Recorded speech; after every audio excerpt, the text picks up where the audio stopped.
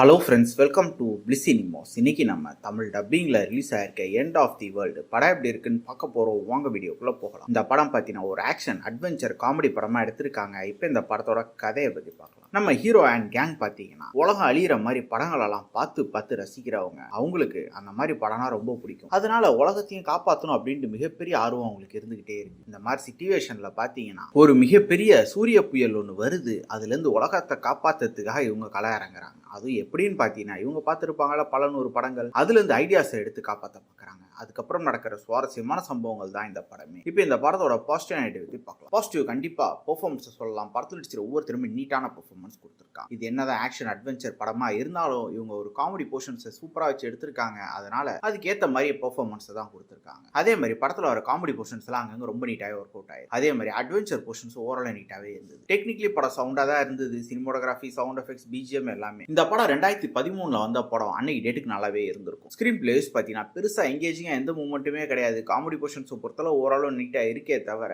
அவங்க அதை வச்சு இம்ப்ளிமெண்ட் பண்ணுற இதெல்லாம் பெருசாக நமக்கு ஒர்க் அவுட் ஆகவே இல்லை. ப்ரிடிக்டபிளாகவும் லேகிங்காகவும் தான் இருந்தது. மொத்தத்தில் என்கிட்ட கேட்டிங்கன்னா இது ஒரு பிளாவரேஜான படம் தான். வேணும்னா ட்ரை பண்ணி பாருங்க. இந்த படத்துக்கு IMDbல 4.7 கொடுத்துருக்காங்க. நம்மளோட ரேட்டிங் கேட்டிங்கன்னா ஒரு 4 மார்க் கொடுக்கலாம். இன்னொரு வீடியோவில் சந்திக்கலாம். தேங்க்யூ.